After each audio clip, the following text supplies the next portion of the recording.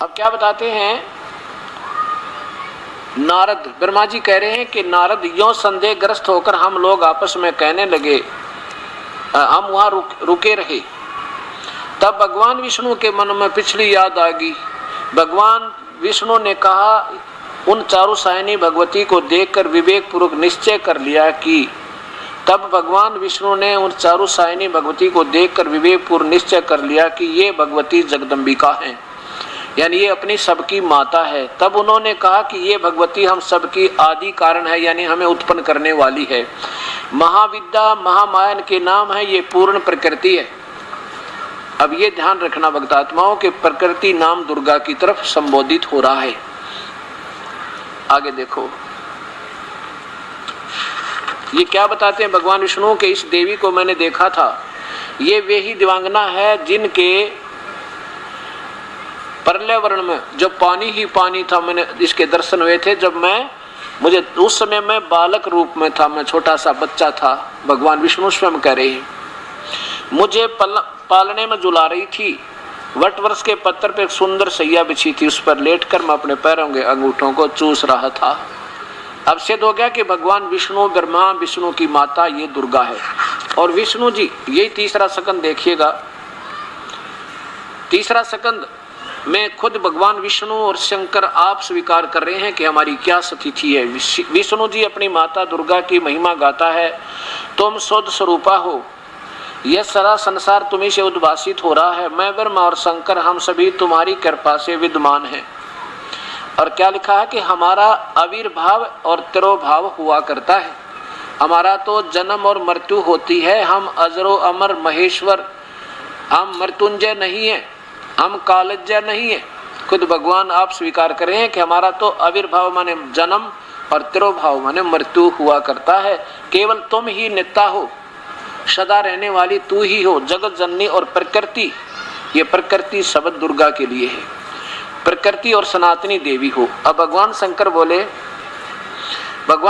बोले देवी, यदि महाभाग विष्णु तुम्ही से उत्पन्न प्रकट हुए हैं तो उनके बाद उत्पन्न होने वाले ब्रह्मा भी तुम्हारे बालक हुए, और फिर मैं तमोगुणी लीला करने वाला शंकर क्या तुम्हारी संतान नहीं हुआ? अर्थात मुझे भी उत्पन्न करने वाली तुम ही हो। इति सिद्धम, ब्रह्मा विष्णु महेश नाशवान है, अजरो अमर नहीं है। देखो हमारा तो आविर्भाव और तिरोभाव होता है, हमारी तो जन्म और मृत्यु होती है, और इनकी माता दुर्गा है और पिता इनका काल है। इन दोनों का आपस में संयोग है। अब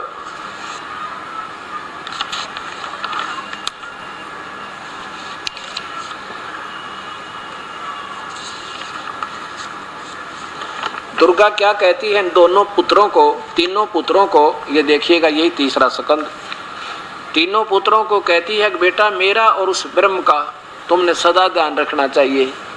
तीसरा स्कंद, ये नीचे देखो इधर, दुर्गा ने कहा, ये क्या कहती है कि महानुभाव देवताओं, अब मेरा कार्य करने के लिए विमान पर बैठकर तुम लोग शीघ्र पधारो। कहाँ जाओ? पधारो माने जाओ। कहाँ जाओ? अपना अलग उन तीनों द्वीप नीचे जो लोक बना रखे हैं। कोई कठिन कार्य उपस्थित होने पर जब तुम मुझे समन करोगे मैं सामने आ जाऊंगी। ये तो बालक है इनका आगे, ब्रह्मा विष्णु महेश, दुर्गा और काल के सामने बालक हैं, बिल्कुल थोड़ी शक्ति वाले। देवताओं, मेरा तथा सनातन परमात्मा का ध्यान, मेरा और इस ब्रह्म का यानी अपने पिता का ध्यान तुम सदा करते रहना चाहिए। हम दोनों का श्रवण करते रहोगे, तुम्हारे कार्य से होने में किंचित मात्र संदेह नहीं। अब देखो यहाँ ब्रह्मा ने पूछा था कि हे माता, ये ब्रह्म आप ही हो या कोई और शक्ति है? ये देखो ब्रह्मा जी कहते हैं, इस प्रकार मैंने जब भगवती जगदम्बिका से विनय पूर्वक पूछा वाणी में मुझसे, तो वो कहने लगी मैं और ब्रह्म एक ही हैं। ब्रह्म ये काल, यानी ये बताती नहीं साफ, इसके डरते हैं। मैं और ब्रह्म एक ही हैं, मुझे और इस ब्रह्म में किंचित भी मात्र भी भेद नहीं है। जो वे हैं वो मैं हूँ, और जो मैं हूँ वो वे हैं। अब यहाँ तो ये गोलमोल ये कर रही है, और यहाँ स्पष्ट बता रही है कि हम दोनों का है। इस शास्त्र को समझने के लिए कबीर परमेश्वर बुद्धि देता है, नहीं तो 5500 वर्ष हो गए, इसमें कोई निष्कर्ष नहीं निकाल सका। ये देखिएगा, मेरा तथा सनातन परमात्मा का ध्यान तुम्हें सदा करते रहना चाहिए। हम दोनों का श्रवण करते रहोगे तो तुम्हारे कार्य करने में किंचित मात्र भी संदेह नहीं रहेगा। अब ये ना समझना ये दास इन ब्रह्मा विष्णु महेश को बिल्कुल हे नजर आपकी दृष्टि में हे जताना चाहते नहीं। अब देखो, हमने सभी अधिकारियों के शक्ति का ज्ञान होना चाहिए। जैसे एक मंत्री का क्या पावर है, मुख्यमंत्री की क्या पावर है, प्रधानमंत्री की क्या पावर है, पर हमारे से फिर भी 100 गुना 1000 गुना अच्छे हैं। हम तो इनके सामने कुछ भी नहीं है। तो ऐसा नहीं है कि हम ब्रह्मा विष्णु महेश को बिल्कुल रिजेक्ट कर रहे हैं या कुछ भी नहीं है, ऐसा बिल्कुल भी नहीं है और ना ही होगा। और मूर्ख होगा जो ऐसा किसी को कहेगा। हमने तो ये पहले ये ज्ञान हो कि हमने किसके सामने अपील रखें, किसके सामने अपनी याचना करें जो हमारी काम न कर दे। पहले तो हम जैसे अपना हिंदुस्तान पहले गुलाम रहा, शिक्षा थी नहीं, तो कोई भी जैसे आते थे गांव में, विशेषकर कोई अधिकारी आता था तो केवल गांव वाले ने ये कहा करते साहब आया हुआ है। उनको ये नहीं मालूम था ये साहब कितनी पावर का है। तो अब हमने ये पता हो गया कि मंत्री की क्या पावर है, मुख्यमंत्री की क्या पावर है, प्रधानमंत्री की, राष्ट्रपति की क्या शक्ति है और नीचे के अधिकारियों की क्या शक्ति है। तो हमारे बुरे नहीं, हमारे लिए आदरणीय फिर भी हैं। हमने न्यू पता लग गया कौन से तो काम बनेगा और फिर हम उसी के पास जाएंगे अपील लेके, ऐसे भ्रमित ना रहेंगे। अब ये इससे इतना ज्ञान होगा अपने को और फिर साधना सुचारू हो जाएगी, प्रभु हमारे साथ होगा, बेड़ा पार हो जाएगा। अब ये प्रसंग चल रहा है कि ब्रह्मा विष्णु महेश ये तीनों गुण है, रजगुण ब्रह्मा है, सतगुण विष्णु है, तमगुण शिव जी है। इसके लिए फिर प्रमाण लीजिए कि क्योंकि गीता जी को प्रारंभ करेगा ये दास आपके सामने, अभी पवित्र शास्त्र का सोल्यूशन करने से पहले इतने प्रमाणों का एक भूमिका बनाई जा रही है कि ताकि मैं गीता जी को आपके सामने सत्य ज्ञान आपका एज इट इज जो गीता जी बताना चाहती है पवित्र शास्त्र आपके हृदय तक पहुंचा सको। इसलिए ये भूमिका बन रही है। अभी तो ये सत्संग प्रारंभ नहीं हुआ है जिसके लिए ये सारा यत्न किया जा रहा है, क्योंकि ये पहले वाला जो अधूरा ज्ञान हमारे हृदय में घना समा गया और वो बेसलेस लोकवेद है। लोकवेद होता है सुना सुनाया ज्ञान, क्षेत्रीय ज्ञान। जैसे हिंदू किसी तरह पूजे हैं, मुसलमान अपने किसी तरह पूजे हैं, ईसाई किसी तरह, शिव सिख किसी तरह, या फिर क्षेत्र में कित हनुमान की जय जयकार, कित गणेश जी की पूजा है तो किसी देवी की है, कित भैरव की है। वो अक्षेत्रीय ज्ञान होता, लोकवेद कहते हैं उसको। अब हमें ये सतज्ञान शास्त्र आधार हमने करना है, तब हम सफल होंगे। अगर भक्ति करनी है तो ऐसे करनी होगी और नहीं तो कोई लाभ नहीं होगा, क्योंकि वो गीता जी में मना है।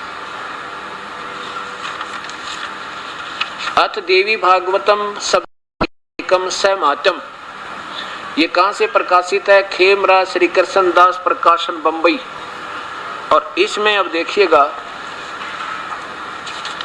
तीसरा सकंद वही, ये संस्कृत भी साथ है इसमें।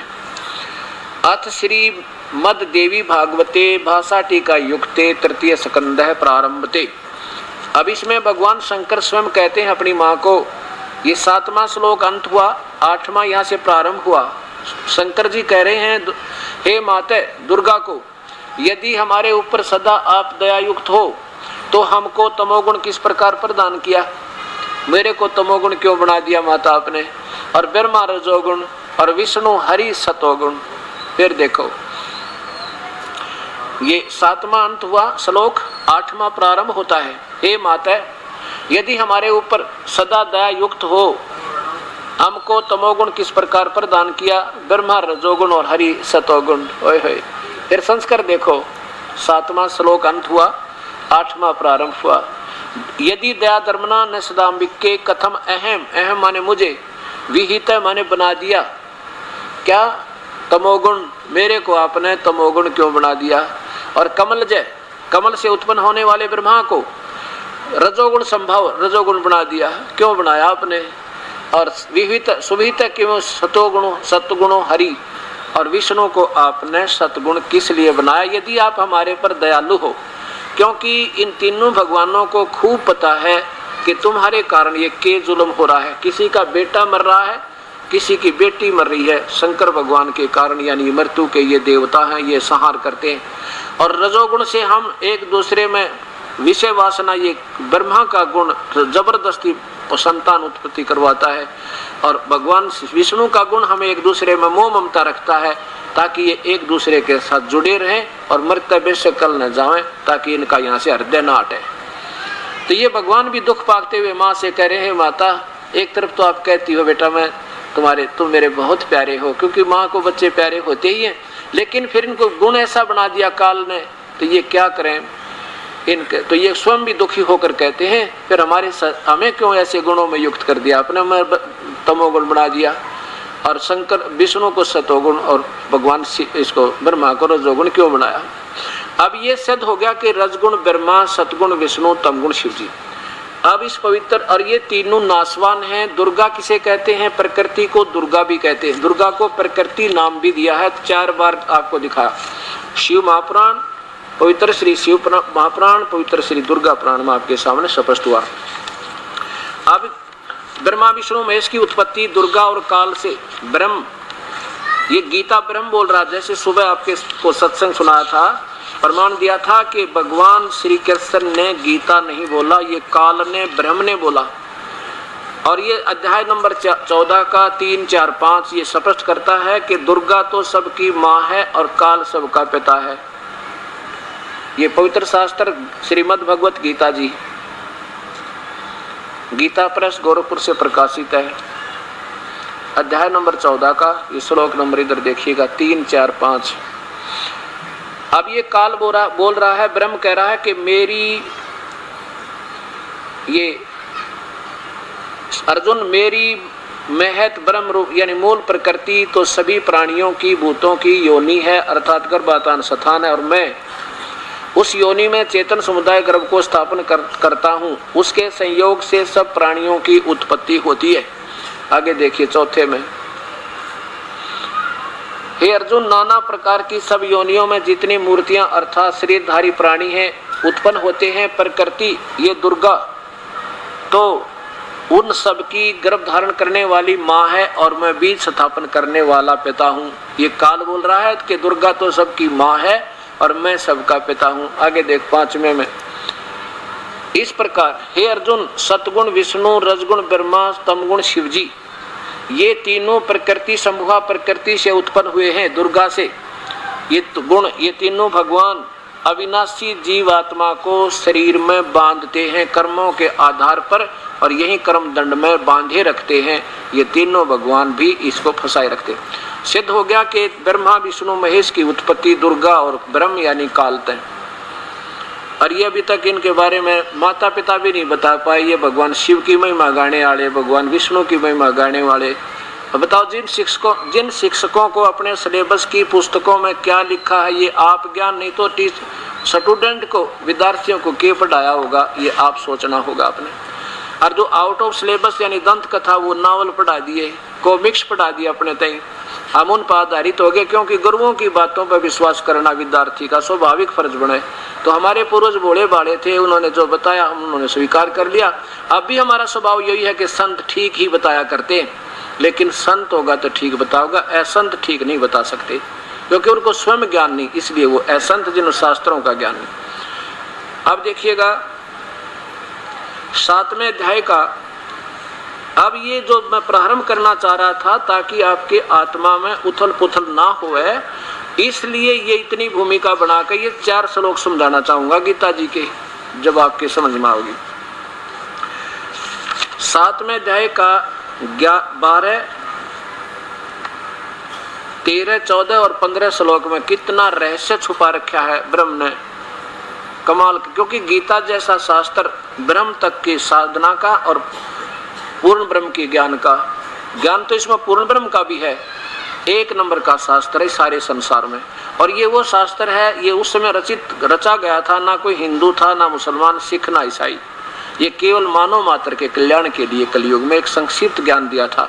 लेकिन इसको भगवान खुद कहता है कि इसको तो वो समझाओगा जो तत्वदर्शी संत होगा, आम संत इस गीता के ज्ञान को नहीं समझा सकता। स्पष्ट भगवान ने कहा है 4 अध्याय के 34वें श्लोक में। अब देखिएगा इसमें अध्याय नंबर 7 का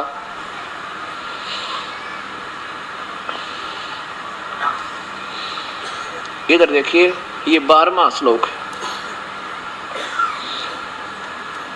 ये काल बोलता है, ब्रह्म कह रहा है कि और भी जो सतगुण से उत्पन्न होने वाले भाव हैं और जो रजगुण से उत्पन्न होने वाले, सतगुण विष्णु से, रजगुण ब्रह्मा से, तमगुण शिवजी से जो कुछ भी हो रहा है, ब्रह्मा से उत्पत्ति, शिवजी विष्णु से सतीथि और शंकर जी से संहार, ये जो कुछ भी हो रहा उसका निमित्त मैं हूँ, क्योंकि काल ने ही इनको ड्यूटी दे रखी है। काल को, ब्रह्म को 1 लाख जीव रोज खाने का, मानव शरीरधारी खाने का श्राप है, उसके लिए इन तीनों पुत्रों को विवश करके ये काम करवा रहा है।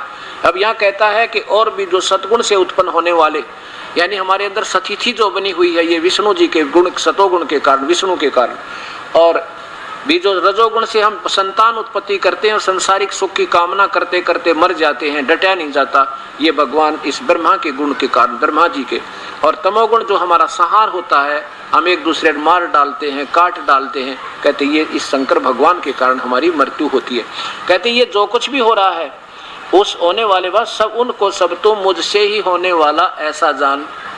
देख कितना साफ कहा। और लेकिन परंतु मैं उनमें मैं और वे मुझ में नहीं हैं। जैसे अभी आपने शिव महापुराण में देखा था कि काल भगवान कहता है कि गीता में, शिव पुराण में लिखा है कि ब्रह्मा, विष्णु और शिव, इन तीनों देवताओं में गुण है, परंतु ये काल, ये शिव, ये गुणातीत है, इनसे बाहर है। अब ये क्या करता है काल हर ब्रह्मांड में? ये देखिए, ये ब्रह्मा, विष्णु और शिव तो यहाँ अलग से लोक बना दिए, इन तीन स्थानों के प्रभु, और ये इनसे अलग रहता है यहाँ पर, और यहाँ पर ये आकार में रहता है, और जब चाहे यहाँ से बिल्कुल खाली कर देता है इस लोक को, अंतर ध्यान हो जाता है, और पत्नी को अपनी को यहाँ छोड़ देता है, दुर्गा को। इसका अलग लोक भी है ब्रह्म लोक में दुर्गा का। ये कहता है कि मैं उनमें और वे उनमें नहीं, मुझ में नहीं है, क्योंकि ये इनसे न्यारा रहता है, और इससे भी भिन्न बिल्कुल सबसे अलग जब रहता है ये अपना, वहाँ एक ब्रह्मांड में तीनों पुत्रों की उत्पत्ति करके यहाँ आकर विराजमान हो जाता है, और डेली भी यहाँ पर आता है ये, और जब चाहे अपने ब्रह्मांड में जो से में चाहे चला जाता है। ऐसा इसका वर्णन है। अब 13वें नंबर में क्या लिखा है, वही 7वां अध्याय। अभी 12 आपने सुना कि ये तीनों गुणों से जो कुछ भी हो रहा है, सतीथि, उत्पत्ति, सतीथि और संहार, ये मुझसे जान, लेकिन मैं इनमें और ये मुझ में नहीं है। अब 13वां देखो, इसमें लिखा है कि गुणों के कार्य रूप सात्विक, राजस और तामस, इन तीनों प्रकार के भाव से ये सारा संसार प्राणी समुदाय मोहित हो रहा है। यानी इन्हीं से मिलने वाली राहत, इन्हीं के द्वारा जो प्रभाव आपके ऊपर, इन्हीं से मिलने वाली राहत, इन्हीं से प्राप्त सुखों पर आधारित है, और जन्म और मृत्यु में शीघ्र चला जाता है। इन तीनों गुणों से परे मुझ अविनाशी को नहीं जानता।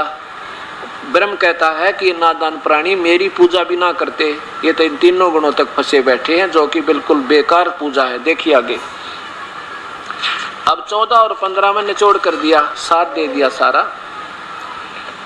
क्योंकि यह अलौकिक अर्थात अति अद्भुत त्रिगुणमयी मेरी माया, तीनों भगवानों ब्रह्मा, विष्णु, महेश के द्वारा रचा गया जाल बहुत ही भयंकर है, दुस्तर है, बड़ा खतरनाक है। और जो साधक पुरुष मुझको ही निरंतर भजते हैं, मेरी पूजा करते हैं, वो इनसे ऊपर उठ जाते हैं। जैसे मुख्यमंत्री कहे कि इन मंत्रियों से ज्यादा मैं लाभ दूंगा, तो मेरी शरण में आ जाओ। इन मंत्री तो तुम्हें केवल एक विभाग का लाभ देगा, वो भी पूरा नहीं दे सकता, और मैंने इनको कुछ थोड़ी मोटी शक्ति दे रखी है जिससे वो तुम्हें लाभ दे रहे हैं, लेकिन मेरे पास आओ, इनसे अच्छा तो मैं दूंगा। और फिर कहता है मेरी भी पूरी राहत नहीं है, वो प्रधानमंत्री कोई और है। इस पूरे 7 श्लोकों में ये वर्णन समझिए। अब क्या कहता है कि इनसे अच्छी तो मैं राहत दूंगा, तीनों गुणों से, ब्रह्मा, विष्णु, महेश से, तो मेरी पूजा भी ना करते नादान। अब देखो तोड़ कर दिया इसमें 15वें श्लोक में, 7वें अध्याय के 15वें श्लोक में, इस माया के द्वारा तीनों गुणों से मिलने वाले लाभ और इनके द्वारा फैलाए गए इस जाल के द्वारा जिनका ज्ञान हरा जा चुका है, इन्हीं तक साधना पूजा में उलझे पड़े हैं। वो राक्षस स्वभाव को धारण किए हुए, ओए राक्षस स्वभाव को, असुर स्वभाव को धारण किए हुए, मनुष्यों में नीच, और तेरा गजब हो ये परमात्मा, ब्रह्मा विष्णु महेश तीनों गुणों की पूजा करने वालों को खुद गीता में क्या संज्ञा दी जा रही है आप देखियो। और ये हमारे से पूजा उन गुरुओं ने करवाई, हमारे भोले भाले प्यारी आत्मा माता पिता को ऐसे उलझा रखा। क्या लिखा है कि इस तीनों गुणों के द्वारा जिनका, माया के द्वारा जिनका ज्ञान हरा जा चुका है, आसुर स्वभाव को धारण किए हुए मनुष्यों में नीच दूषित कर्म करने वाले दुष्कृत्य न, यानी भक्ति मार्ग के ये बुरे कर्म है ब्रह्मा विष्णु महेश तक की पूजा करना। और देवताओं के नीचे की तो कहना है कि बहुत खराब मूढ़ा मूर्ख लोग और मुझे नहीं बजते, यानी मेरी पूजा नहीं करते। पूजा का जिक्र चल रहा है। तीनों गुणों की पूजा में जो अक्षणिक सुख, थोड़ी सी देर नरक स्वर्ग और यहाँ संसारिक सुख में ये चक्कर काटते रहते हैं, तो ब्रह्म साधना से 1000 गुना ज्यादा लाभ है ब्रह्मा विष्णु महेश की पूजा तक, 1000 गुना। लेकिन ये भी पूर्ण ठीक नहीं है। स्वयं ये स्वीकार करता है काल मेरी भक्ति भी अनुत्तम घटिया है। अभी दिखाऊंगा 7वें अध्याय में। अब ये 15वां अध्याय आपने सुना कि मूर्ख लोग मुझे भी ना बजते। अर्जुन फिर देख लो एक बार 15वें अध्याय का नीचे देखो ना, 7वें अध्याय का 15वां श्लोक। इस त्रिगुणमयी माया रजगुण ब्रह्मा सतगुण विष्णु तमगुण शिवजी से होने के पूजा से मिलने वाले लाभ पर आधारित हो जाने से हमारी बुद्धि जो कमजोर होगी, ज्ञान हरा जा चुका है, वो राक्षस स्वभाव को धारण किए हुए मनुष्यों में नीच हे परमात्मा और बुरे कर्म करने वाले मूर्ख लोग मेरी भक्ति भी ना करते, ब्रह्म साधना भी ना करते। अब विचार करना क्यों इन्हें ऐसा गीता जी में क्यों कहा गया कि तीनों गुण रजगुण ब्रह्मा सतगुण विष्णु तमगुण शिव जी के उपासक राक्षस स्वभाव के हैं और मूर्ख हैं। देखो ये ना समझना दास कोई किसी को बुरा भला कहना चाहता, मैं तो शास्त्रों को समझाना चाहता हूँ और संतों से प्रार्थना करता हूँ अगर दास कोई गलती कर रहा हो तो मुझे बता दें ताकि मैं भी करेक्ट कर दूं, ताकि इस दास के कारण आगे कोई दोषी ना हो जाऊं मैं किसी को गुमराह करने का। अगर ये मैं गलत कर रहा हूं तो कोई मुझे जरूर मिले और बताओ नहीं इसका ये अर्थ नहीं बनता, एक प्रमाण सहित हो। तो भाव ये है कहने का, जैसे रावण ने तमोगुण की भक्ति की थी शिव भगवान को पूर्ण परमात्मा मान के, ओम नमः शिवाय का जाप करके, और ये ऐसी साधना की थी आज कलयुगी लोग तबे से गुण गावे महेश्वर के, वो 7 जन्म भी नहीं कर सकते कि यहाँ से अपनी गर्दन काट कर शिव जी के चरणों में रख दी, उसे सैक्रिफाइस कर दिया, बलिदान दे दिया अपने जीवन का भगवान शंकर के चरणों में। अब देखो रावण बुरा नहीं कह सकते रावण को, क्यों? रावण का जो गुरु बुरा था जिसने उस पैरी आत्मा जिसमें इतना सैक्रिफाइस, अगर उसको सत्ज्ञान मिल जाए सत भक्ति पूर्ण परमात्मा का जिसमें गीता संकेत करता है ब्रह्म भी कि उस भगवान की भक्ति करो। भगवान शिव खुद कहते हैं इसमें योग वशिष्ठ में वशिष्ठ जी को कहते हैं कि वो परमात्मा कोई और है जिसकी भक्ति करनी चाहिए, जो भक्ति के योग्य है और उसकी साधना जैसा उन्होंने बताया वो बता रखी है। तो उस अब रावण ने गुरु बना रखा था, गुरुदेव ने बताया बेटा ये सदाशिव है ना, ये बस पूर्ण परमात्मा है, इसका ओम नमः शिवाय जाप है और ये तेरे ठाठ कर देगा। ठीक है, ये भगवान वर्कडन देते हैं, जैसा रावण ने उनकी पूजा की उतने ठाठ दे दिए, इतना धन दे दिया, सिद्धि दे दी, आकाश में उड़ जावे हैं, और आखिर में फिर कुत्ते वाली मौत मरा। और ऐसी साधना की कि 10 बार सिर काट कर धर दिया उस शिव जी के सामने, और फिर भी राक्षस स्वभाव का हुआ, राक्षस कहलाया, कुत्ते वाली मौत मरा। इतना नीच अपनी मां ने ठा लिया, यानी सीता का अपहरण कर लिया, इससे गंदा और कौन कर्म करेगा यू, इतना नीच। और फिर मूर्ख समझाए तो बिना मान्या। अब ये सारे गुण जो गीता में लिखा है कोई अक्षर गलत नहीं इसका एक भी। फिर भस्मागिरी नाम के एक तपस्वी थे जो शिव के उपासक, और कैलाश पर्वत पर, यहाँ भी एक इस हर एक लोक में इन्होंने अलग से कैलाश पर्वत की रचना की हुई है, जैसे शिव के लोक में जो नीचे वाला शिव का लोक है, उस शिव के लोक में कैलाश पर्वत के ऊपर जहाँ शिव का घर है उसके द्वार के सामने 12 वर्ष तक शिरासन पर नीचे को सिर ऊपर को पैर करके और भस्मागिरी ने साधना की। एक दिन पार्वती जी की प्रार्थना पे भगवान शिव ने कहा कि मांग भाई, क्या मांगता है भस्मागिरी, बोल साधक क्या चाहता है सेवक तू। भस्मागिरी ने कहा कि ऐसे नहीं भगवान, पहले वचनबद्ध हो जाओ तब मैं कुछ डिमांड रखूं। भगवान शिव बोले भाई चल ठीक है, तू मैं वचनबद्ध हुआ, मांग क्या मांगे। कि भगवान ये आपके हाथ का ये कड़ा दे दो, मुझे भस्म कंडा दे दो। भगवान शिव ने सोचा साधक है भाई, कितने अपनी रक्षा के लिए मांगता होगा, जंगल में रहना होता है, इतने दयालु हैं ये मालिक, ले भाई ले जा तू भस्म कड़ा ले ले। अब जब भस्म कड़ा हाथ में आ गया उस नीच आत्मा के, भस्मागिरी के, क्या बोला शिव जी हो ले होशियार, तने खत्म करूंगा तुझे। क्यों खत्म करूंगा? कि पार्वती को तो पत्नी बनाऊंगा और तुझे मार डालूंगा, अरे तेरा नाश पापी आत्मा। अब बताओ गीता गलत नहीं है, अब साधना ही देखो। मिर्च खाओगे तो मुंह जलेगा भाई, आम खाओगे तो मीठा होगा। अब हम साधना आम के स्थान पर बबूल बीजेंगे तो कांटे ही लगेंगे, गीता के विरुद्ध साधना करेंगे तो हानि हानि है, लाभ कति नहीं। तो क्या बताया कि भस्मागिरी पीछे और भगवान शिव जी आगे आगे। अगर ये सर्वशक्तिमान हैं, इनका ना विनाश नहीं होता तो भगवान शिव जी ने डरने की कोई जरूरत नहीं थी, भागने की नहीं आवश्यकता पड़ती, क्योंकि ये अजर अमर भी नहीं है और ये सर्वशक्तिमान भी नहीं है, और भाई ये भगवान भी हैं और दयालु भी बहुत है। ऐसी बात नहीं, ये तीन लोग के एक विभाग के मंत्री में जितनी पावर है उतनी तो है ही है इनमें, लेकिन एक विभाग के मंत्री, प्रांत के मंत्री को और कोई मुख्यमंत्री भी बताओ और प्रधानमंत्री भी यही है, राष्ट्रपति भी यही है, वो बताने वाला कति मूर्ख है, उसने क्या है कहानी बेरा, वो तो कति यूजलेस आदमी है। तो आज तक जितने भी ये संत ब्रह्मा विष्णु महेश की महिमा गाने वाले ये ऐसी व्याख्या कर रहे हैं, इससे सिद्ध होता कि इनके पास वो वास्तविक ज्ञान नहीं है जो हमारे पवित्र शास्त्रों में रहस्य छुपा हुआ है। तो उनके पास भक्ति क्या होगी अभी सोचनी पड़ेगी, अर्थात वो भी ठीक नहीं, वो भी ये दास देगा आपको ये भक्ति भी जो जहाँ से प्रारंभ होनी है। ये ब्रह्मा विष्णु महेश दुर्गा गणेश ये जो साधना है, जो हमने प्रारंभ, ये हमारी प्राइमरी की क्लास की पढ़ाई है जो मैंने पढ़ानी पड़ेगी, जो कि इन संतों ने पढ़ाना था आपको, वहां तक की पूजा, वो भी इस दास ने आपका कोर्स कराना पड़ेगा।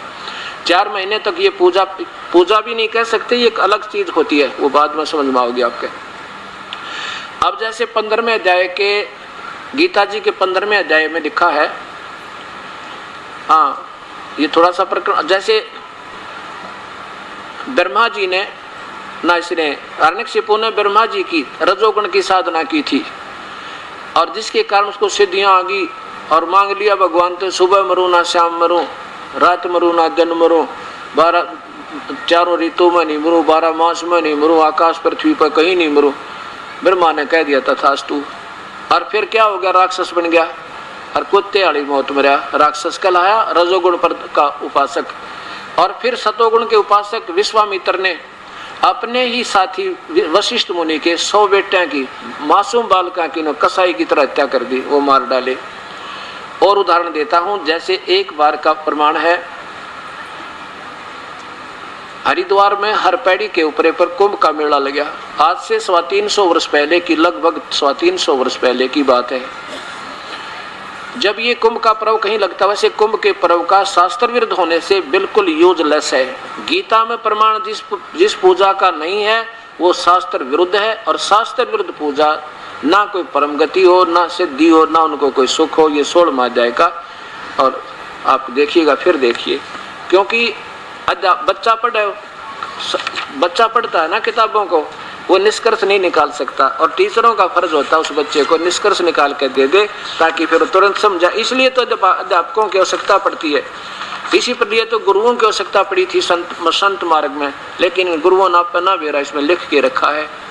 तो वो बताओ क्या टीचर 16वें अध्याय का, अध्याय नंबर 16 का ये 23वां श्लोक देखो। जो पुरुष यानी जो साधक शास्त्र विधि को त्याग कर अपनी इच्छा से मनमाना आचरण करता है, वह न तो सिद्धि को न सिद्धि को प्राप्त होता है, न परम गति को, और न सुख को। और इन 3 चीजों के लिए भक्ति करते हैं, ये तीनों हो नहीं सकती। तो गीता जी में जो लिखा है इससे अलग जो साधना करें, आगे देखो,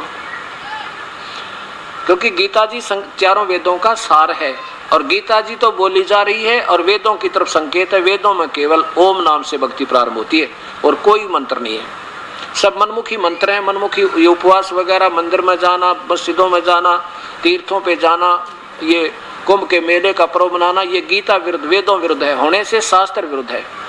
इससे तेरे लिए कर्तव्य और अकर्तव्य की व्यवस्था में जो भक्ति के कर्म करने हैं और नहीं करने हैं उनमें केवल शास्त्र ही प्रमाण है, और कोई किसी की दंत कथा से मत फंस जाना।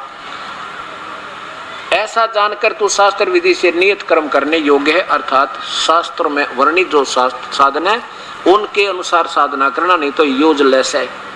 तो ये कुंभ का पर्व जो है ये वैसे गीता विरुद्ध होने से, शास्त्र के विरुद्ध होने से यूजलेस है, फिर भी अपने लोक वेद के आधार पर ये भोली आत्मा, इन्हें तो भगवान चाहिए कोई कितना बता दे भाग्या जागा।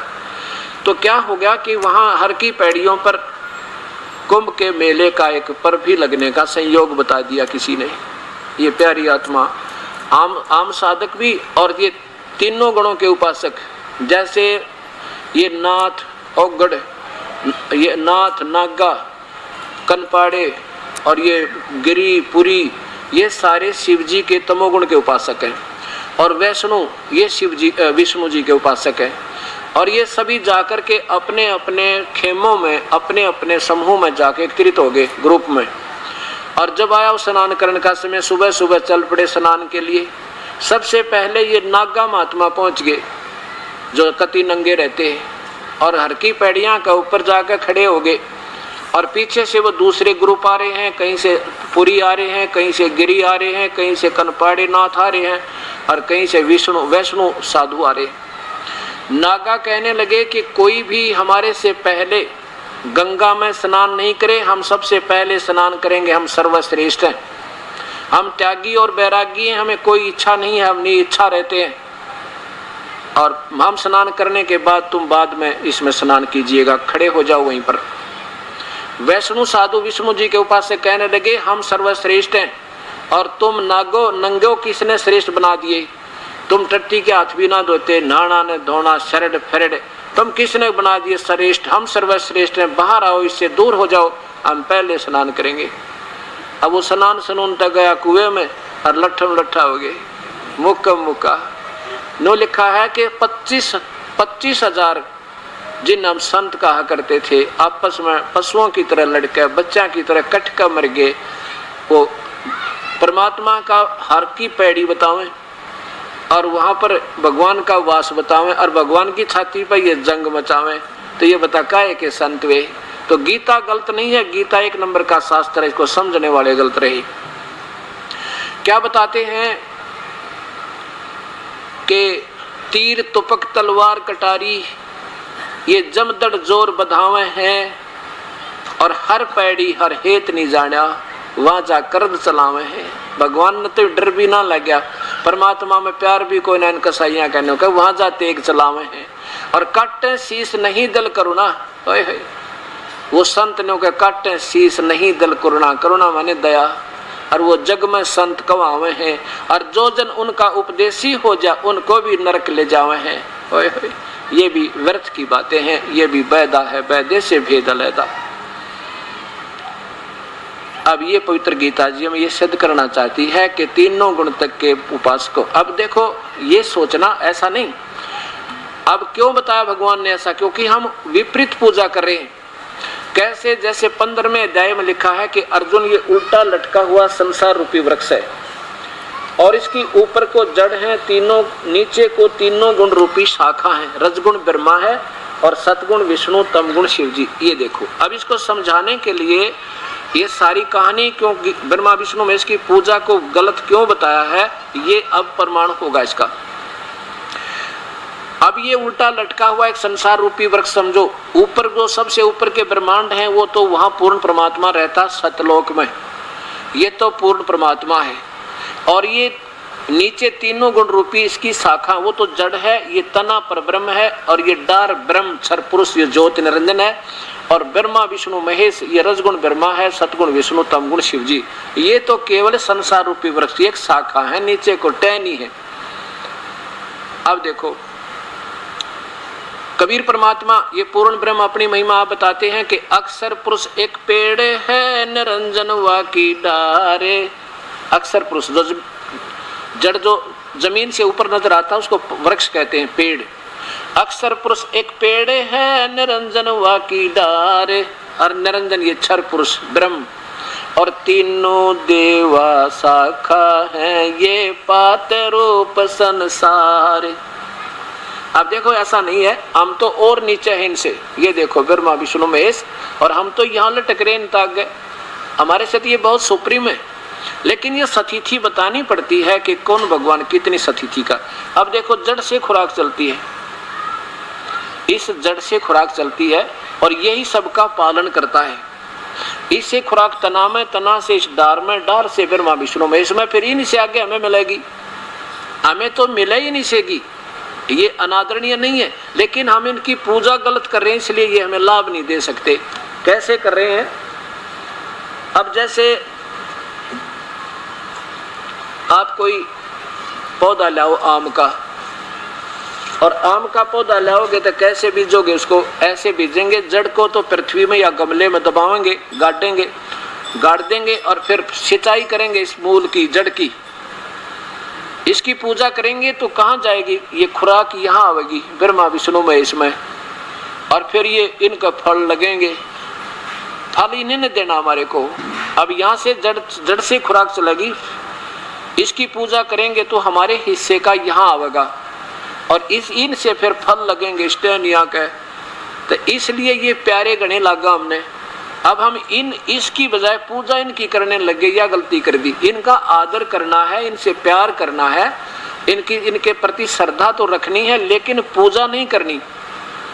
पूजा इसकी करेंगे जब ये लाभ देंगे, नहीं तो हमें लाभ नहीं दे सकते। जैसे अब हम क्या कर रहे हैं, अभी तक हमारे से संत क्या करवा रहे हैं, ये ऐसी पूजा करवा रहे थे, हम ऐसे कर रखा था।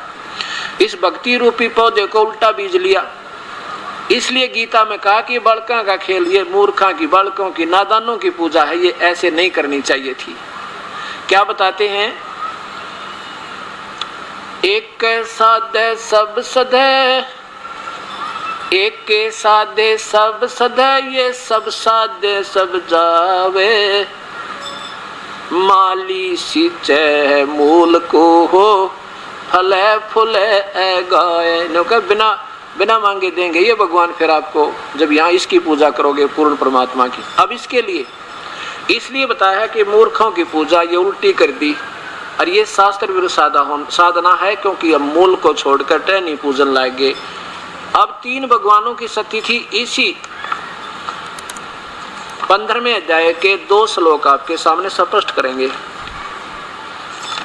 ब्रह्म, परब्रह्म और पूर्ण ब्रह्म, क्षर पुरुष, अक्षर पुरुष और परम अक्षर पुरुष, ये 3 भगवान हैं। ब्रह्म, परब्रह्म और पूर्ण ब्रह्म। अब देखिएगा ये पवित्र शास्त्र गीता जी अध्याय नंबर 15 का और श्लोक नंबर 16 और 17 में कति स्पष्ट कर दिया 3 भगवाना की न्यारी न्यारी व्याख्या। ये 15वां अध्याय श्लोक नंबर यहाँ से देखो 16, क्या लिखा है कि द्वौ माने 2, इमौ माने इन दोनों लोकों में, ब्रह्म और परब्रह्म के लोक में, क्षर पुरुष और अक्षर पुरुष के लोक में, पुरुषौ, पुरुषौ माने 2 भगवान, पुरुष माने प्रभु होते हैं, भगवान होते हैं, 2 भगवान हैं, पुरुषौ 2 लोके, इससे पृथ्वी वाले लोक में, इन दोनों लोकों में, ब्रह्म और परब्रह्म के लोक में ये 2 भगवान हैं। कौन कौन? ये क्षर पुरुष माने नाशवान भगवान, ये पुरुषव जो शब्द है इन दोनों के साथ लगता है, जो संस्कृत में अनुवाद करते हैं। पुरुषव, क्षर पुरुष और अक्षर पुरुष, इसको हटा के फिर लिखा जा सकता है क्षर पुरुष और अक्षर पुरुष। क्षर पुरुष तो नाशवान भगवान ये ब्रह्म है, और अक्षर पुरुष इससे कुछ ज्यादा सथाई वो अक्षर पुरुष यानी परब्रह्म है, लेकिन परब्रह्म भी अविनाशी नहीं है। और 2 ही सतिथि जीव की इन दोनों के लोकों में। कौन से लोक में? अब जैसे ये देखिएगा स्थिति, ये पूर्ण चित्र देखिए सारे ब्रह्मांडों का। अब ये तो है क्षर पुरुष के लोक 21 ब्रह्मांड, और ये अक्षर पुरुष के हैं 7 संग ब्रह्मांड। इन दोनों के लोकों में जो प्राणियों की सतिथि है, इसमें तो ये भगवान भी, इसके उपासक भी, इसके अंतर्गत जितने प्राणी हैं, इसके साधक, ये तो नाशवान है शीघ्र ही। इनमें लिखा है कि इन दोनों में, लेकिन इनसे ज्यादा इस अक्षर पुरुष की ज्यादा सथाई शरीर है, लेकिन इसका फिर भी विनाश है। इसलिए बताया है कि इन दोनों लोकों में जीव आत्मा तो अविनाशी है, और स्थूल शरीर इन देवताओं के भी और इन प्राणियों के भी नाशवान है। लेकिन ये जो स्थान है सतलोक, यहाँ जाने के बाद ये भगवान भी अविनाशी और यहाँ रहने वाली जीवात्मा भी सदा के लिए उनका शरीर अविनाशी हो जाता है। यहाँ जाने के बाद फिर मृत्यु नहीं होती। अब यहाँ देखो, और इसी प्रकार जीव दो स्थिति जीव की है, क्षर तो ये नाशवान तो ये स्थूल शरीर में, और अविनाशी ये अक्सर यानी अविनाशी जीवात्मा कही जाती है। ये देखो, इस संसार में नाशवान और अविनाशी भी ये दो प्रकार के पुरुष हैं। यहाँ पुरुष लिख दिया इन्होंने, इनकी समझ तो बार बात होगी, पीछा छुटवा लिया, सीधा लिख दिया। यहाँ लिखना था दो प्रकार के भगवान है, एक तो ये नाशवान भगवान ब्रह्म और कुछ अविनाशी है पर ब्रह्म। जैसे एक तो चीनी का कप हो, मिट्टी का सफेद सफेद पड़ते फूट है, और एक हो स्टील का, तो वो भी नाशवान है, लेकिन इस चीनी वाले की तुलना में ज्यादा स्थायी होने से उसको भी स्थायी धातु लिखा जाता है, माना जाता है। लेकिन वो भी वास्तव में अविनाशी नहीं, क्योंकि जंग लगेगा स्टील को, विनाश होगा एक दिन पर, समय घना लगेगा, इसलिए उसको भी स्थायी धातु कह दिया। लेकिन सोना है वो तीसरे नंबर की धातु जिसका कभी विनाश नहीं होता, वो परमात्मा कोई और है, ऐसा देखिए। और दो प्रकार के भगवान हैं, और इसी प्रकार संपूर्ण प्राणियों के शरीर नाशवान और जीवात्मा अविनाशी कही जाती है। अब 17वें में कमाल कर दिया, क्या बताएं, इन दोनों से भी ओए होए, ये देखो, उत्तम पुरुष है, उत्तम भगवान तो अन्य, इन दोनों से भी कोई न्यारा है। ये देखो, उत्तम पुरुष, इन्होंने पुरुष ही छोड़ दिया लिख के, क्योंकि इनकी बुद्धि से बार बात होगी, ये समझ नहीं सके। उत्तम भगवान वास्तव में पुरुषोत्तम। अब हम पुरुषोत्तम इस श्री कृष्ण को क्या करते, नहीं, वो पुरुषोत्तम तो स्वयं कह रहा, गीता बोलने वाला भगवान कोई और है। पुरुषोत्तम, उत्तम पुरुष यानी वास्तव में पूर्ण परमात्मा तो कोई और है, जो तीनों लोकों में प्रवेश करके ओए होए सबका धारण पोषण करता है। सबका धारण पोषण वो है वास्तव में विष्णु पूर्ण परमात्मा, सबका धारण पोषण करने वाला अविनाशी परमेश्वर परमात्मा इस प्रकार कहा गया है। फिर देखो पूर्ण रूप से उत्तम पर पुरुष तो यानी उत्तम पर भगवान वास्तव परमात्मा तो कोई इन दोनों से भी न्यारा है, और वो तीनों लोकों में प्रवेश करके सबका धारण पोषण करता, वो है अविनाशी परमेश्वर परमात्मा कहा जाता है, वो परमात्मा है वो वास्तव में। ये पवित्र गीता जी ये सिद्ध करती है। अब देखो, अब यहां फिर आइए,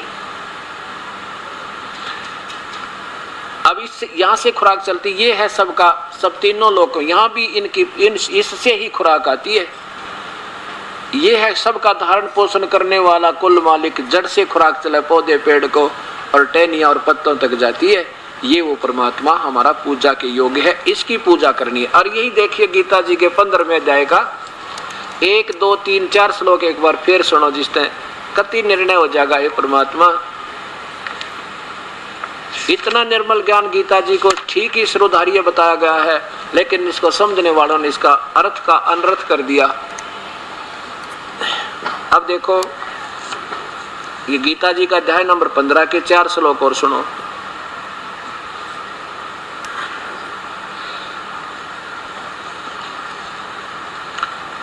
इस प्रथम अध्याय नंबर 15 का श्लोक नंबर प्रथम में निर्णय दे दिया।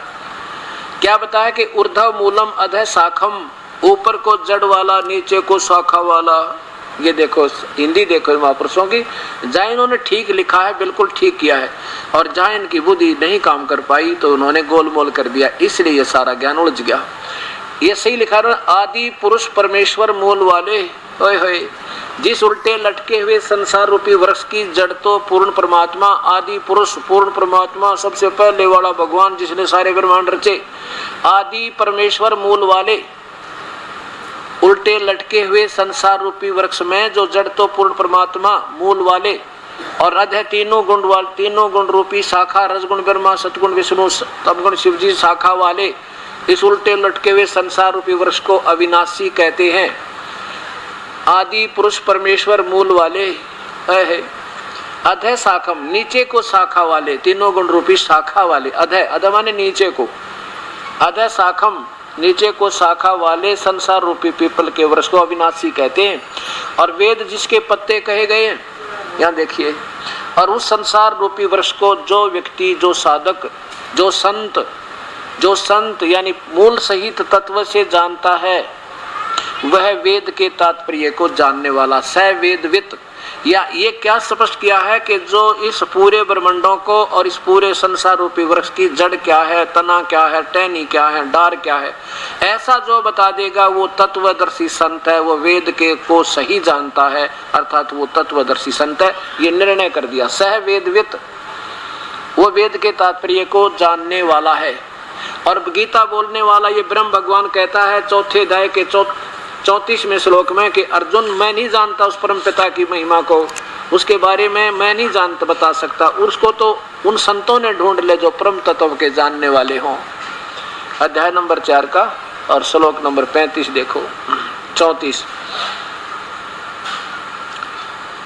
उस ज्ञान को, यानी मैं नहीं जानता उस पूर्ण परमात्मा के बारे में, उस ज्ञान को तू तत्वदर्शी ज्ञानियों के पास जाकर सुन, समझ, उनको भली भांति दंडवत प्रणाम करने से, उनकी सेवा करने से, कपट छोड़कर सरलता पूर्वक प्रसन्न करने से वे परमात्म तत्व को भली भांति जानने वाले ज्ञानी महात्मा तुझे उस तत्व ज्ञान का उपदेश करेंगे। स्पष्ट कर दिया। भगवान कहता कि मैं नहीं जानता उस पूरे ज्ञान को, वो तो संत बताओगे। वो संत कौन होगा तत्वदर्शी, वो यहाँ उसका निर्णय भी दे दिया भगवान ने, कति क्लियर कर दिया कि आदि पुरुष परमेश्वर मूल वाले, अधः शाखा नीचे को तीनों गुण रूपी शाखा वाले, इस संसार रूपी पीपल के वृक्ष को अविनाशी कहते हैं, वेद जिसके पत्ते कहे गए हैं। और उस संसार रूपी वृक्ष को जो संत, जो व्यक्ति मूल सहित जड़ से लेकर नीचे तक तत्व से जानता है वह तत्वदर्शी संत है। ये भी बता दिया। वो वेद के तात्पर्य को जानने वाला तत्वदर्शी, और दंत कथा बनाने वाला थोड़ा ही तत्वदर्शी होता है। अब आगे देखो, अब दूसरे में क्या कहा है, ये उस संसार वर्ष की तीनों गुण रूप, रजगुण ब्रह्मा, सतगुण विष्णु, तमगुण शिवजी, तीनों गुण रूप, ये आगे देखो, ये बढ़ी हुई तो इनकी अपनी सोच। तीनों गुण रूपी विषय पर वाला शाखा, विषय विकारों में उलझाने वाली शाखा, यानी नीचे को टहनी है उस संसार रूपी वृक्ष की, और नीचे और ऊपर ये तीनों लोकों में फैली हुई हैं। और ये कर्मानुबंधनी, कर्मों में बंधन में बांधन की मुख्य कारण है। ये भी इस जीव को उलझाए रखती हैं, और ये तीनों के तीनों भगवान इन तीनों लोकों में व्यवस्थित हैं। आगे देखो, तीसरे में क्या कमाल कर दिया। अब भगवान गीता बोलने वाला कहता है कि अर्जुन, इस संसार वर्ष का स्वरूप जैसा मैं तुझे बता रहा हूँ, क्योंकि इसने तो ऊपर तक मूल वाला बता दिया, नीचे तीनों गुण रूपी शाखा बता दी, बीच का कोई ज्ञान नहीं। तो कहता है कि मैं जो तुझे संसार रूपी वृक्ष का जैसा मैं कह रहा हूँ, जैसा सुना है, ऐसा नहीं है। ये तो कोई संत बताओगा इसको न्यारा न्यारा। इस संसार रूप वृक्ष का स्वरूप जैसा कहा है वैसा यहाँ विचार काल में, यानी तेरे और मेरे डिस्कशन में, इस गीता वाले ज्ञान में मैं तुझे नहीं बता पाऊंगा। क्यों नहीं? विचार में नहीं है, क्योंकि न इसका नहीं पाया जाता, क्योंकि न तो इसका आदि है और न ही अंत, और न इसकी अच्छी प्रकार कोई सचीची है। इससे तेरे लिए इस अति दृढ़ मूल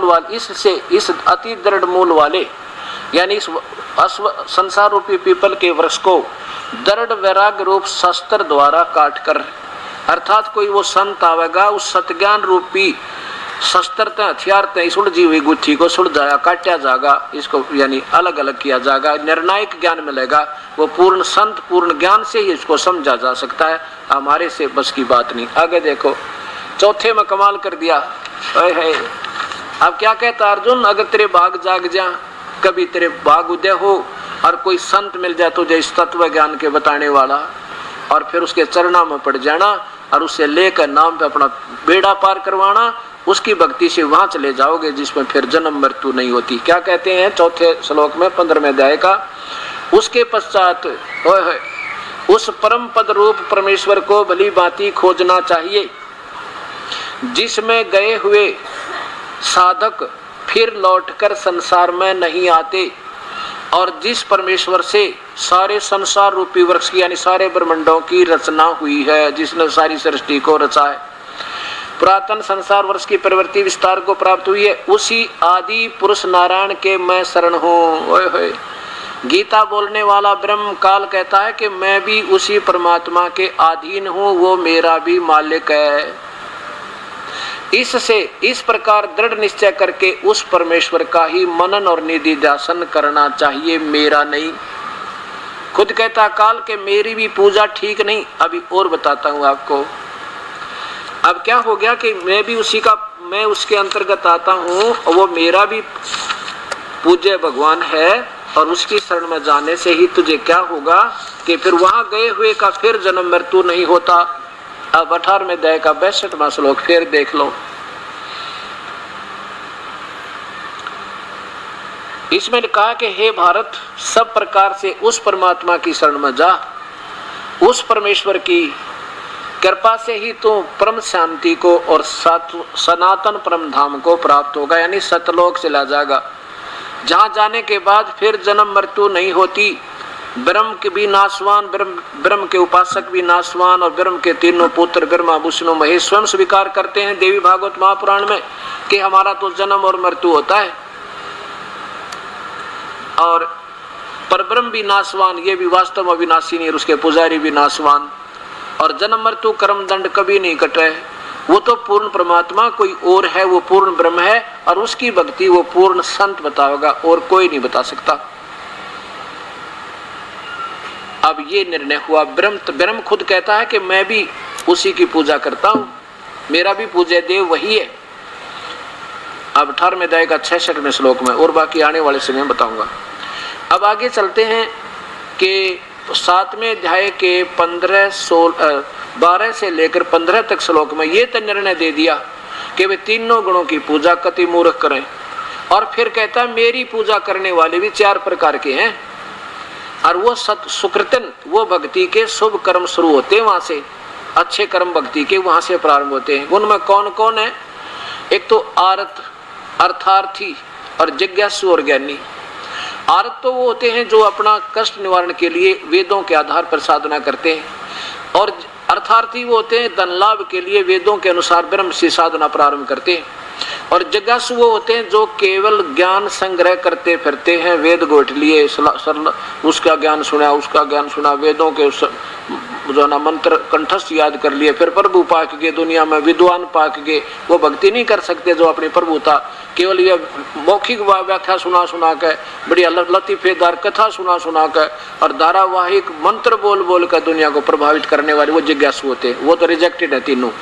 उनमें से चौथे नंबर के ज्ञानी कौन है? जिनको ये पता लग गया कि ब्रह्मा विष्णु महेश की पूजा और उनसे नीचे की पूजा मूर्ख करें, और ये भी पता लग गया ब्रह्म और परब्रह्म की पूजा भी क्योंकि नाशवान है, कर्म दंड कटे नहीं, सदा सथाई नहीं, तो उस पूर्ण परमात्मा की भक्ति करें, पीछा छूटे।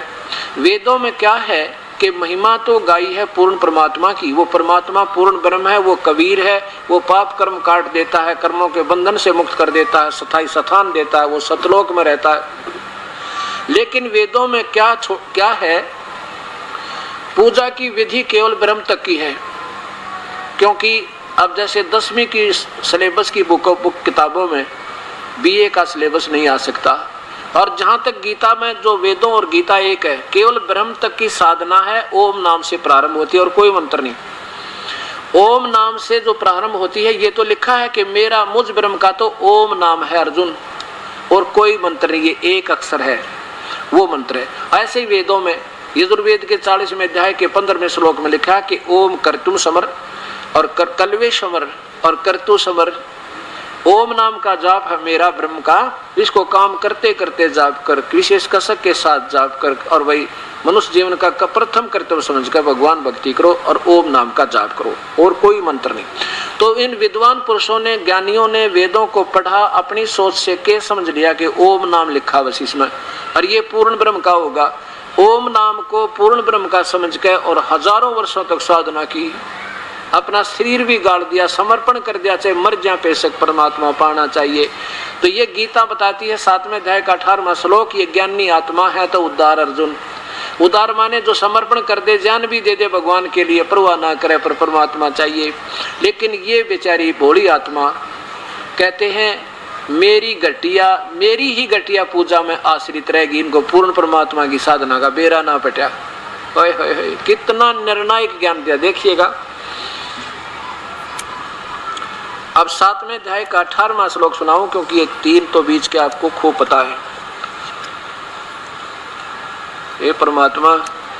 और ये गीता का अनुवाद करने वाले महापुरुष असमंजस में पड़ गए कि भगवान अपनी पूजा को घटिया क्यों बतावेगा, इसलिए इन्होंने अनुत्तम कारत सर्वश्रेष्ठ कर दिया। ऐ तरह बुलाओ, ये बिना ज्ञान के न्यूनरत कर दिया। 7वां अध्याय 18वां श्लोक, इधर देखो, ये 18वां श्लोक है। क्या लिखा है? उदारा सर्वे एवं एते ज्ञानी तू आत्मा एवं मे मतम। गीता बोलने वाला भगवान कहता है मेरे विचार में, मतम में मतम माने मेरे विचार में, ये ज्ञानी आत्मा विद्वान पुरुष जिन्हें पता लग गया कि एक भगवान की भक्ति करें और नहीं करनी, मूर्खा का काम, और वो उन्होंने जैसा सोचा समर्पण कर दिया ओम नाम के जाप पे, ये ज्ञानी आत्मा है। तो उदार माने शर भी दे दें। अब देखो संस्कृत सीधी समझ में आ जाएगी, कोई बड़ी बात नहीं। ये ज्ञान आत्मज्ञान होना चाहिए। अब क्या कहते हैं कि ये ज्ञानी आत्मा है, तो मेरे विचार में ज्ञानी आत्मा है तो बड़ी सारी की सारी बड़ी उदार, लेकिन ये बेचारी आस्थित से ही वो, क्योंकि वो मेरी ही, वो आस्थित माने आश्रित रही युक्त आत्मा, भगवान को चाहने वाली आत्मा, माम अनुतमाम गति, माम एवं मेरी ही, अनुतमा माने घटिया ते घटिया साधना में आश्रित रहेगी। उनको पूर्ण परमात्मा का ज्ञान ना हुआ, वो संत ना मिला तत्वदर्शी उनको। अब ये स्पष्ट आपके सामने क्या लिखा है कि वो मेरी, माम माने मुझ में, मेरे में ही, मेरी अनुतमाम गति, मेरे द्वारा दी जाने वाली घटिया ते घटिया राहत में ही सीमित रह गए। क्योंकि ये कहता मेरी भी मृत्यु तेरी भी मृत्यु अर्जुन, और कर्म दंड कटे नहीं, जन्म मृत्यु का दंड छूटे नहीं भाई। ये इसलिए ठीक है, इन और भगवानों से मेरी पूजा करने वाला 1000 युग तक महास्वर्ग में रह जाएगा, फिर भी जन्म मृत्यु है।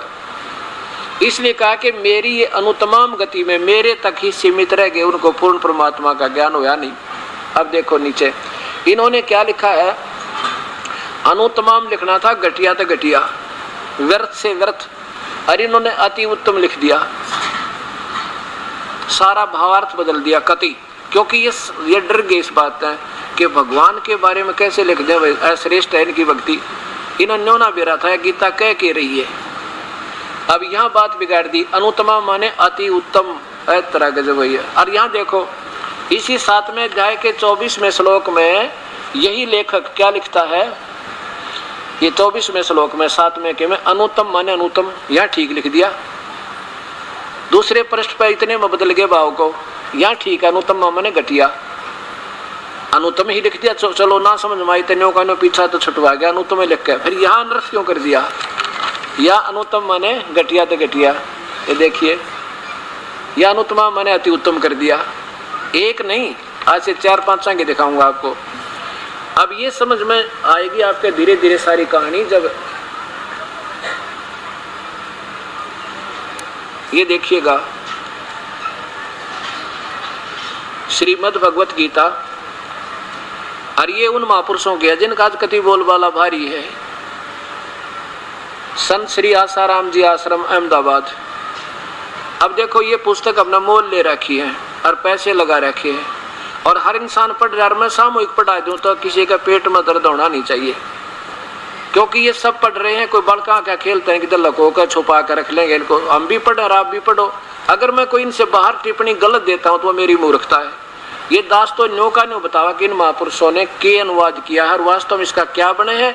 अब फिर मिलकर सेट कर देंगे, गीता जी ने सब मिलकर एक, ताकि इस भगत समाज को देसात एक मिल जानी चाहिए।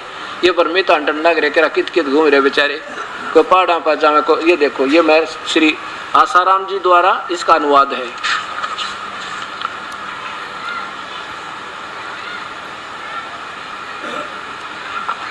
ये देखो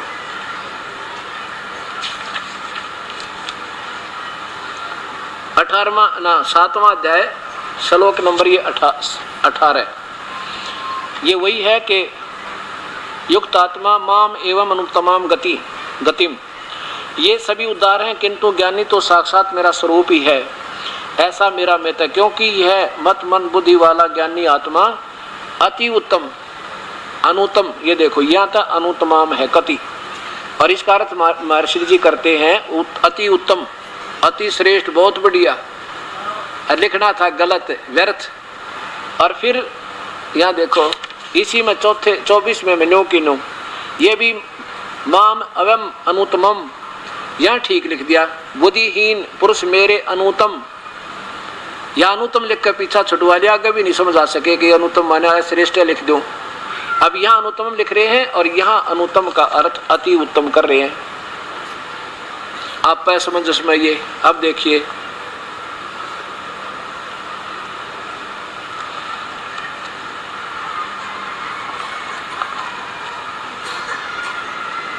श्रीमद् भगवत गीता, और ये कहाँ से प्रकाशित है? ये श्री आदरणीय श्री हंस जी महाराज, जिनके दो पुत्र आदरणीय श्री सतपाल जी तथा श्री प्रेम रावत उर्फ बाल योगेश्वर जी, इनके पुत्र तथा शिष्य है। ये कहाँ से? श्री सतपाल जी के आश्रम से प्रकाशित है।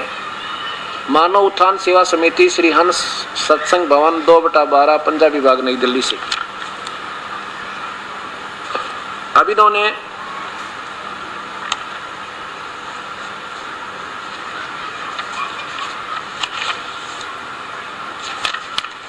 अपने इकट्ठे कर दिए 5-6 का। अब वैसे तो इन अलग से टीका करने की आवश्यकता नहीं थी, इनका सबका एक जैसा ही है। ये एक बहुत ही गीता प्रेस गोरखपुर से प्रकाशित, इसने लगे रहते फिर भी जैसा। ये है अथ 7वां अध्याय, माम आस्थ से ही युक्त आत्मा माम एवं अनुत्तमाम गति। अब इनने क्या अर्थ किया है, ये लास्ट में देखो इधर, उत्तम कर्म करने वाले, इन सब से मैं मुझे वह ज्ञानी अति प्यारा है जो नित्य भक्ति में लगा है, जिससे मैं प्यारा हूँ, आदि आदि। और यद्यपि सभी उदार हैं, ज्ञानी सभी ज्ञानी है, परंतु जो ज्ञानी अंतरात्मा से लगा हुआ है वह मेरी शरण है, जिसकी मैं गति हूँ। अब इन्होंने उस अनुत्तम का अर्थ छोड़ दिया, या इन्होंने अनुत्तम का अर्थ ही नहीं किया। कोई ना श्रेष्ठ लिखा ना अश्रेष्ठ लिखा, गोल मोड़ करके ढेर सारे 4-5 श्लोक इकट्ठे करे और इकट्ठा कर दिया ठाके, क्योंकि इनकी समझ बुद्धि तो बाहर होगी बात यह सारी। देखो कि कहीं भी कोई अश्रेष्ठ या अनुत्तम शब्द इन्होंने नहीं लिखा। अत्यंत प्यारा है जो बहुत जन्म के अंत वाला, ये तो 19वें श्लोक का श्लोक हो गया, अर्थ हो गया। अब और देखो,